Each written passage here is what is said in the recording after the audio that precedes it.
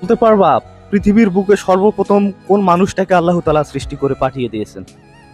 সৃষ্টি করে পৃথিবীর বুকে ফার্স্ট যে ব্যক্তিটা আসছে তিনি তো হচ্ছে আমাদের আদি পিতা হযরত আদম আলাইহিস সালাম। উনি কি হিন্দু ছিলেন, মুসলিম ছিলেন, না অন্য অন্য জাতের মধ্যে ছিলেন? অবশ্যই মুসলিম। আচ্ছা, তাহলে এই যে আমাদের পৃথিবীতে যে এত হিন্দুদের বিস্তার লাভ করলো, এত যে অন্যান্য খ্রিস্টান, ইহুদি তারা যে বিস্তার লাভ করলো, এরা কিভাবে হলো? এটা মূলত হচ্ছে আল্লাহ পাক রব্বুল আলামিন যেমন আপনার আগের জামানায় বিভিন্ন নবী প্রেরণ করেছেন।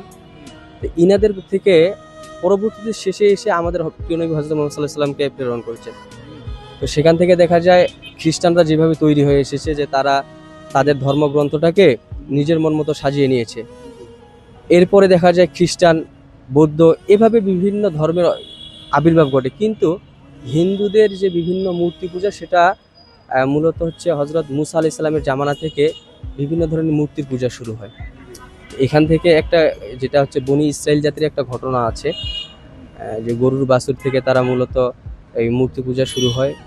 এখান থেকে আস্তে আস্তে আস্তে আস্তে পৃথিবীতে বিভিন্ন ধর্মগুলোকে মূলত ইসলাম ধর্মটাই মূল ছিল, কিন্তু এই ধর্মটা থেকে নিজেদের মন মতো সাজিয়ে নেওয়ার ফলে তারা বিভিন্ন ধর্মে আবির্ভাব ঘটায়।